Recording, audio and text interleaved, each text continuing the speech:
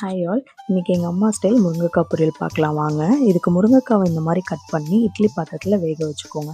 ஒரு ஜாரில் 1.5 கைப்பிடி அளவுக்கு தேங்காய், ஒரு 20லேருந்து 25 சின்ன வெங்காயம் ஆட் பண்ணிக்கோங்க. 1 டீஸ்பூன் ஜீரகம், அரை டீஸ்பூன் மஞ்சள் பொடி போட்டுக்கோங்க. 1 டேபிள் ஸ்பூன் அளவுக்கு மிளகா பொடி போட்டுக்கோங்க, தனி மிளகா பொடி. இப்போ ஜாரில் கொஞ்சமாக தண்ணி விட்டு அரைச்சிக்கோங்க. இந்த மாதிரி இருக்கணும். தண்ணி நிறையா சேர்த்துக்காதீங்க அரைக்கும்போது. ஒரு கடாயில் 2 டேபிள் ஸ்பூன் தேங்காய் ஊற்றிக்கோங்க. 1 டீஸ்பூன் கடுகு, கொஞ்சமாக கருவேப்பிலை ஆட் பண்ணிவிட்டு இந்த அரைச்ச பேஸ்ட்டை அதில் போட்டு நல்லா வதக்கி விடுங்க. தண்ணி எதுவும் சேர்க்கக்கூடாது. கொஞ்சமாக உப்பு போட்டுக்கோங்க. இப்போ முருங்கைக்காய் ஒரு 10லேருந்து 15 நிமிஷத்துக்கு அப்புறம் இந்த மாதிரி வெந்துடும் குழையாமல்.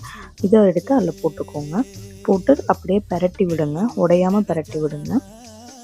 மசாலா எல்லா இடத்துலையும் படுற மாதிரி பண்ணுங்கள்.